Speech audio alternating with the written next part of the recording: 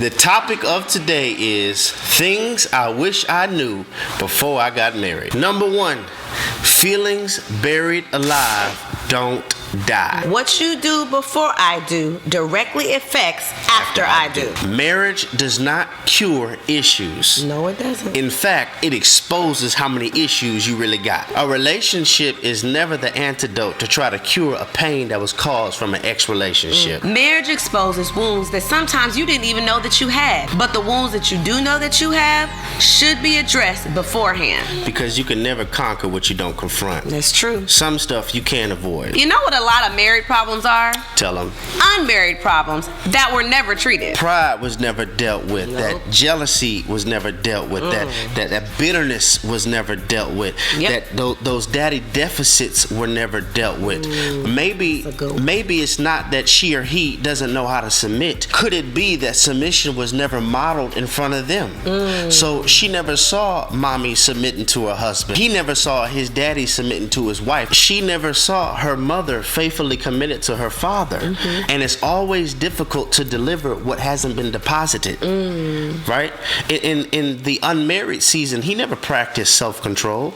Matter of fact, his sexual appetite has been classically conditioned to different. Classically conditioned to multiple, and now he's in a relational context and he's struggling to have a pure heart because when he was unmarried, he didn't practice self-control. And this is why I think adultery could be so high and cheating could be so high and infidelity, because he doesn't know what faithfulness looks like. Wow. He didn't see his daddy faithful to his mother. All he hears is culture telling him he's a man by how many women he can get and how well he throws his fist. She never saw her mother honor her husband. So how does she know how to honor her husband? Wounds must be addressed. And that's why new seasons can look like old seasons if you don't deal with old issues. Come on. That's why some marriages never bloom, because they can't break through the soil of past trauma. And when you can't break through the soil of past trauma, you'll never experience the warmth of spring love and of a good marriage. Because they have settled for underground limitations instead of breaking through above ground liberations. Number 2, there's a reason God tells us not to engage in certain activities in the unmarried state. Like sex. See, let me tell you the dangers of this whole thing. You engage in activity that you weren't supposed to engage in, and now you like it. So over time you discover that you like it, but you don't like them. So you're stuck with somebody you hate because they gave you something that you like. That's all they got is sex. They're building their relationship on sex. And building your relationship on sex is like building a house on sand. Quicksand. You don't have nothing in common outside the bedroom. It's sex partner after sex partner. You wonder why it's not working. You keep on trying to build a new house on the rubble of past fornication experiences. So you really can't experience the person for who they are because you built the relationship on sex.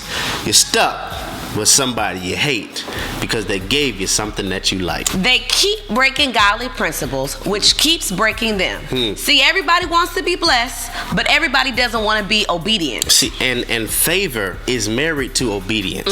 The only way for favor to come in the room is it has to see its spouse of obedience being honored. Come on. Because favor will become your tall assistant, which will reach and get off the top shelf what everybody's reaching for, but not favor for it. It's amazing. Everybody wants to say relationship goals are goals, but they don't want to be obedient. I'm telling you, you want the favor of the Lord on your union. Yes. And the only way the favor can be on your marriage is y'all have to have an obedient marriage. And lastly, which I believe is the most critical, I don't think people realize how important it is and crucial it is to be cautious about who you marry. Yes. Because who you select will either propel you, treadmill you, or derail you. Please listen. The person that you choose could birth a season of recovery for the longevity of your life. This means you will forever be trying to get over this relationship. But on the flip side of that, you could be with a person that adds so much joy, so much peace, so much happiness to your life. This is why it is so critical to seek God's direction before your selection. A propelling marriage pushes you towards the things of God, pushes you to be better, pushes you into purpose, purpose, pushes you into the will of God, pushes you into everything that God has for you. Treadmilling. You ain't going nowhere. You doing a whole lot of work. Going and going. Think about a treadmill. You doing all this work. You sweating, breathing hard, tired, not going nowhere. You just running. Your gifts don't work. You're trying to fill their love bank. That don't work. You're trying to communicate. That don't work. You try to be soft. That don't work. Treadmilling. Derailing relationship throws you all off track. Your mind, your thinking, your finances. Just off. Everything's off track. Your health's off track. Everything is off track. You're just off. Derailing relationship. Those are some important components that we believe must be addressed before the I do's. You know this stuff. We're going to do a part 2, and we're going to talk about some practical stuff. Take heed to in-laws, finances, where we going to live. Do they have a job? Are you a morning person and they a night person? Because how we are, she's really happy in the morning. Good morning, honey. I'm like, don't talk to me for like an hour. This is the type of stuff that's real. So we're going to do a part 2. Things I wish I would have known before I got married. This is Redefined TV. Where we're redefining relationships righteously. I don't know why you like talking when you wake up.